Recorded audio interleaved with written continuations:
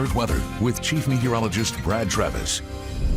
Oh, another very comfortable night. Temperatures have cooled back into the low 70s from Huntsville out west, but you've been stuck in the upper 60s and low 70s all day today with that east wind, occasionally a breeze.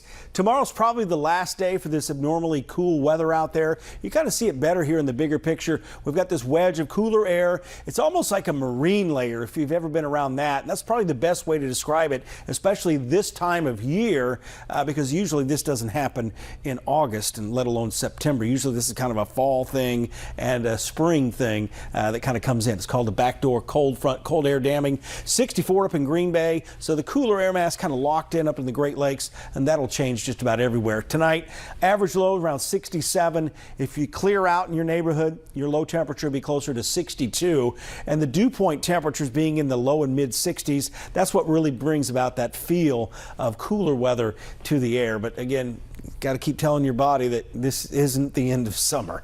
82 degrees out there for the high tomorrow. You can see the cloud cover breaking up a little bit from Nashville down to Florence, but still hanging tough in far northeast Alabama, and therefore I think you're probably going to stay in the upper 60s most of the night tonight. Down along the Gulf Coast, not too exciting, not a whole lot going on, but there is a disturbance down in Florida, and we've also got an area down here just to the east of the Turks and Caicos we'll have to watch, and the model guidance is increasing the tropical threat over the next 10 days. There is a tropical storm. It's Tropical Storm Dexter, but it's northeast of Bermuda.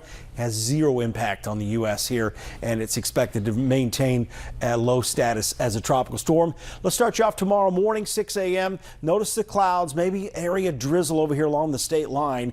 And by 1 o'clock, you're still in the mid 70s here. Fort Payne, 78 Scottsboro. But where we get the sunshine, you quickly get back in the 80s, and it's going to start feeling more like it should this time of year. Going to keep the chance of rain at about 10%.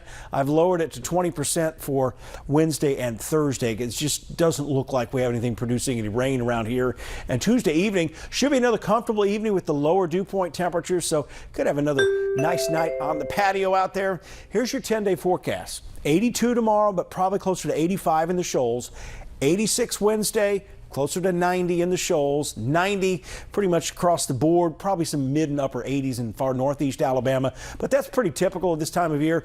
One thing that I was talking about on 48 Weather Extra, which we have Monday through Friday at 9:30 in the evening on our digital platforms, I was talking about, you know, at least we're not jumping right back into the frying pan, because it was so hot leading up to this break, and I think that's what's made it feel so much cooler out there.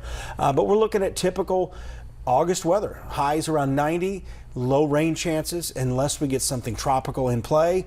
I will tell you down the road, it's probably 10 days away or so. Could see some more significant. There's a pretty strong wave coming off the coast of Africa, which could impact areas from the Bahamas to the southeast Turks and Caicos, but it's just way too early to make a call on that. Hopefully you got in your cruise already, because that would... We're getting to that time of year where it gets tricky to plan a vacation in the Caribbean, anywhere in the Atlantic basin. Keep that in mind, but I think people already know that. Yep. All right, thank you, Brad.